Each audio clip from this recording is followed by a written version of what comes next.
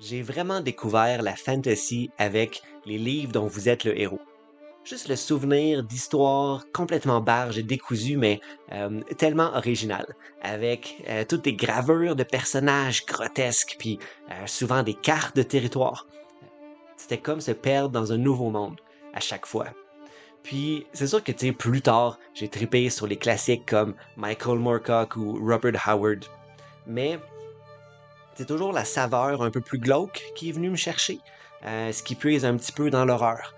Par exemple, l'adaptation cinématographique d'Excalibur de John Boorman. Euh, j'ai toujours été attiré par ces espèces de créations magnifiquement imparfaites, qui ont leurs défauts, mais qui réussissent à frapper certaines notes d'une façon tellement éloquente qu'elles nous marquent puis restent avec nous vraiment longtemps.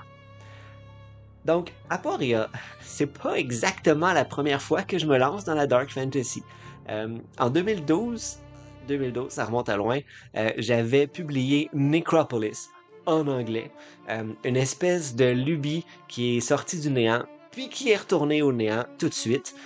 C'est quelque chose de très très très sérieux, dramatique, mélodramatique, excessif, juste trop, trop tout, mais quand même, au fil des années, j'ai eu envie de retourner explorer ce genre de paysage sombre puis fantastique avec des trames de révolte puis de justice environnementale qui me sont chères, mais avec une esthétique sombre puis une territorialité approfondie et plein de personnages fuckés ou colorés.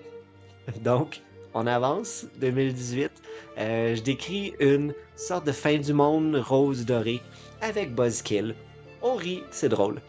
Mars 2020, je publie mon essai sur l'extractivisme et l'éco-citoyenneté. Mars 2020. Pas de meilleur temps pour sortir un livre en passant.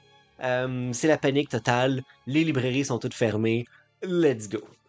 Puis là, à travers le deuil qui a suivi, euh, je me retrouve pour la première fois en quasiment 20 ans avec pas de projet d'écriture, pas le goût d'écrire. Ce qui est un peu, beaucoup weird quand c'est un peu comme ça que tu as construit ton identité, en partie. Mais c'est correct. Puis là, je me suis quand même posé la question, tu sais, OK, la vie est courte. Mettons qu'on revient aux bases. Si t'avais à écrire un truc, n'importe quoi, pour le plaisir, tu sais, pour l'inspiration, puis au diable tout le reste. Donc, ça serait quoi le projet le plus original, le plus ensorcelant, le plus bas de fesses? Puis là, tranquillement, les images puis les morceaux d'Aporia ont commencé à sortir des brumes puis à s'emboîter. Juste habité par ce monde et ses personnages.